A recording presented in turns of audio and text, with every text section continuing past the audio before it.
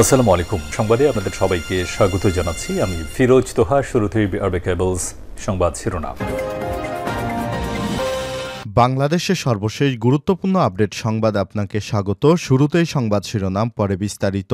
শুরুতেই জানাবো, ক্ষোভ থেকে জাহাজের মাস্টারকে হত্যা, বাকি 6 খুন, তথ্য ফাঁসের ভয়ে বলছে র্যাব। চাঁদপুরের হাইমসরে মেঘনা নদীতে সারবহনকারী এমবি আল বাখেরা জাহাজে 7 জন খুনের ঘটনার রহস্য উদ্ঘাটন হয়েছে বলে জানিয়েছে র্যাবের আইন ও গণমাধ্যম শাখার পরিচালক লেফটেন্যান্ট কর্নেল মুনিম ফেরদৌস। এই ঘটনায় আকাশমণ্ডল ইরফান নামে একজনকে গ্রেপ্তার করা হয়েছে। খুবই গুরুত্বপূর্ণ সংবাদ জানাবো, সঙ্গেই থাকুন। এরপর জানাবো, সহসমান্বয়ক খালেদকে গুমের যে বর্ণনা পাওয়া গেল। 4 দিন ধরে নিখোঁজ হওয়া বৈষম্য বিরোধী ছাত্র আন্দোলনের কেন্দ্রীয় সহসমান্বয়ক ও ঢাকা বিশ্ববিদ্যালয় আরবি বিভাগের 2021-22 সেশনের শিক্ষার্থী খালেদ হাসানের সন্ধান মিলেছে। মঙ্গলবার 24শে ডিসেম্বর রাত 11:30টায় তিনি শহীদ সার্জেন্ট জহুরুল হক কলেজে প্রবেশ করেছেন। পরে শিক্ষার্থীরা তাকে তার কক্ষে নিয়ে যায়। প্রিয় দর্শক, এই সমন্বয়ক কিভাবে গুম হলেন এবং কিভাবে ফেরত আসলেন, এ ব্যাপারে তিনি চাঞ্চল্যকর তথ্য জানিয়েছেন। সংবাদটি জানতে ভিডিওটি না টেনে দেখতে থাকুন।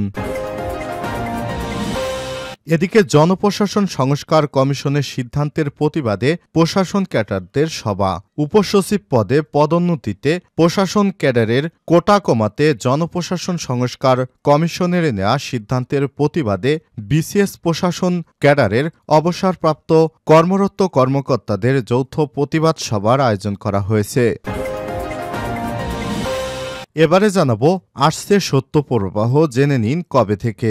চলছে বাংলা পৌষ মাস। এরই মধ্যে দেশের 2টি জেলায় তাপমাত্রা 10 ডিগ্রি সেলসিয়াসের নিচে নেমে গেছে। মৌলভীবাজারে, শ্রীমঙ্গল ও পঞ্চগড়ের তেঁতুলিয়ায় সত্য প্রবাহ শুরু হয়েছে। তবে দেশের জন্য জেলাগুলোতে হালকা শীত থাকছে। মঙ্গলবার 24শে ডিসেম্বর উপকূলীয় এলাকায় ঝিরিঝিরি বৃষ্টি হলেও তা ছিল অল্প সময়ের জন্য। সেই সঙ্গে রোদ আর কুয়াশার লুকোচুরি দেখা গেছে। এবারে জানাবো, শুধু নির্বাচনের জন্য এতগুলো মানুষ জীবন দেয়নি বললেন উপদেষ্টা আসিফ। যুব ক্রীড়া মন্ত্রণালয়ের উপদেষ্টা আসিফ মাহমুদ সজীব ভুঁইয়া বলেছেন, শুধু একটা নির্বাচনের জন্য এতগুলো মানুষ জীবন দেয়নি। 2000-এর বেশি মানুষ জীবন দিয়েছে, 20,000-এর বেশি মানুষ আহত হয়েছে।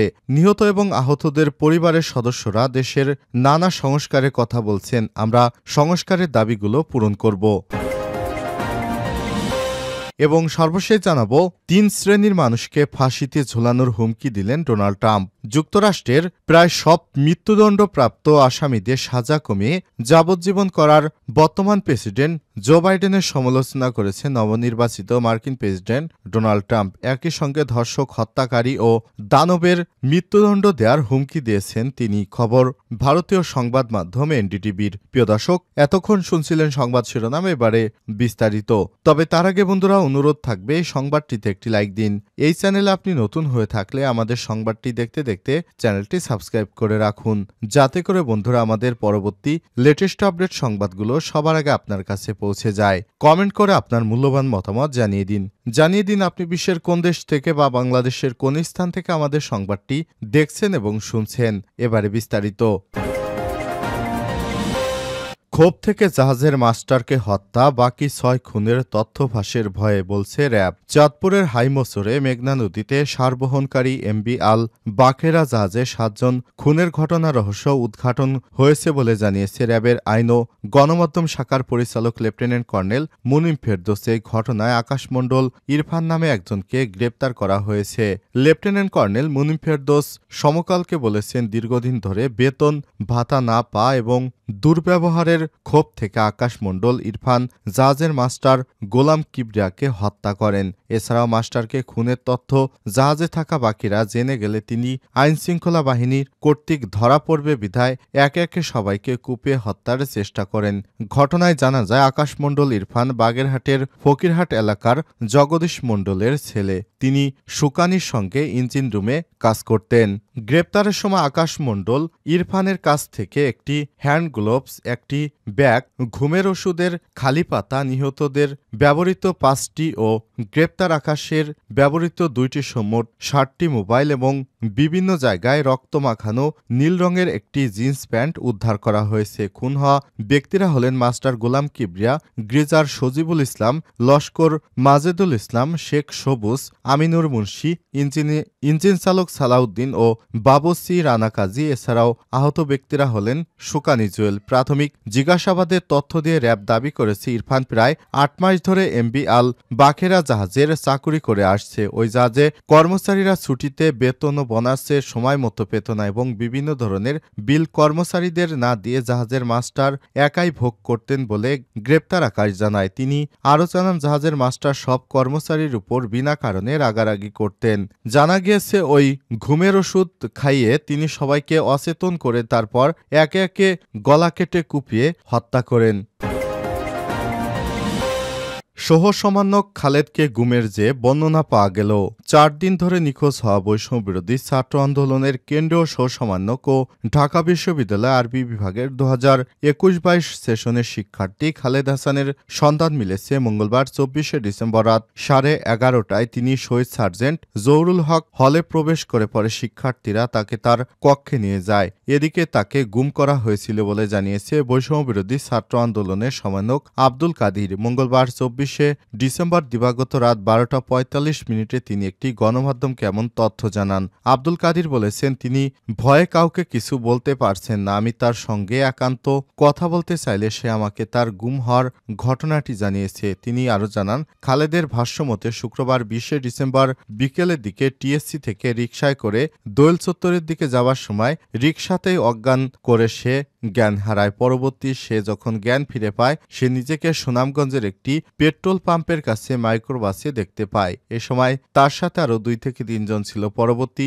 সে আবার জ্ঞান হারায়। দ্বিতীয়বার যখন খালেদ জ্ঞান ফিরে পায় তখন সে নিজেকে পঞ্চগড়ের কোনো একটা জায়গায় দেখতে পায়। তখনও মাইক্রোবাস চলমান ছিল। তৃতীয় আজ মঙ্গলবার যখন তার জ্ঞান ফিরে আসে তখন সে নিজেকে বরিশালের একটি রাস্তার পাশে পড়ে থাকতে দেখে। পরে তাকে কেউ একজন গাড়িতে তুলে ঢাকায় পৌঁছে দেয়। এ সময় তিনি বলেন, খালেদের মানসিক অবস্থা ভালো নেই, তাই কাউকে কিছু বলতে পারছে না। আমরা তাকে ঢাকা মেডিকেল কলেজে নিয়ে এসেছি। চিকিৎসার পর বিস্তারিত জানা যাবে।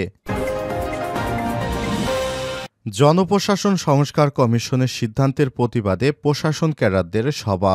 উপসচিব পদে পদোন্নতি, প্রশাসন ক্যাডারদের কোটা কমাতে জনপ্রশাসন সংস্কার কমিশনের নেয়া সিদ্ধান্তের প্রতিবাদে বিসিএস প্রশাসন ক্যাডারদের অবসরপ্রাপ্ত এবং কর্মরত কর্মকর্তাদের যৌথ প্রতিবাদ সভার আয়োজন করা হয়েছে। বুধবার ২৫শে ডিসেম্বর রাজধানীর ইস্কাটনে রিমার ফাউন্ডেশন মিলনায়তনে যৌথ সভায় এ সভার আয়োজন করে বিসিএস কল্যাণ বহুমুখী সমবায় সমিতি লিমিটেড এবং বাংলাদেশ অ্যাডমিনিস্ট্রেশন সার্ভিস অ্যাসোসিয়েশন বাসা বাংলাদেশ অ্যাডমিনিস্ট্রেশন সার্ভিস অ্যাসোসিয়েশনের সভাপতি ড.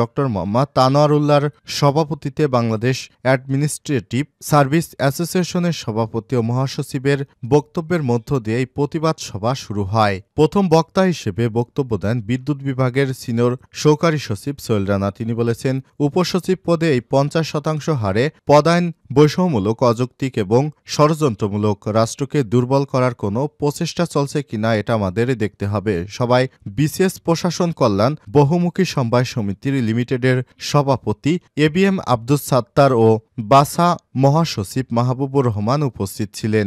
এছাড়াও আরও বিভিন্ন পর্যায়ের সচিব উপসচিবেরা উপস্থিত ছিলেন। তারা যার যার জায়গা থেকে বিভিন্ন মন্তব্য তুলে ধরেছেন। তাদের একটাই দাবি, তারা আগের মতোই যেভাবে কোটাভিত্তিক পদোন্নতি দেওয়া হতো সেভাবেই তারা চাচ্ছেন। আসছে সত্য প্রবাহ জেনে নিন কবে থেকে। বুধবার ২৫শে ডিসেম্বর দেশের দক্ষিণাঞ্চলে তাপমাত্রা ১ থেকে ২ ডিগ্রি সেলসিয়াস বাড়তে পারে বলে জানিয়েছে আবহাওয়া অধিদপ্তর। বরিশাল, খুলনা, চট্টগ্রামের তাপমাত্রা কমে শীত বাড়তে পারে। দেশের বাকি এলাকার তাপমাত্রা অপরিবর্তিত থাকার সম্ভাবনা আছে। কিছুটা মেঘলা থাকতে পারে আকাশ। তবে নতুন বছরের শুরুতে শৈত্যপ্রবাহ দিয়েও শুরু হতে পারে, অর্থাৎ জানুয়ারি মাসের বেশিরভাগ সময় দেশের কোথাও না কোথাও শৈত্যপ্রবাহ অর্থাৎ তীব্র শীত অনুভূত হতে পারে। আপাতত ২০২৪ সালের ডিসেম্বর মাস যেমনি আছে এভাবেই তাপমাত্রা থাকার সম্ভাবনা রয়েছে।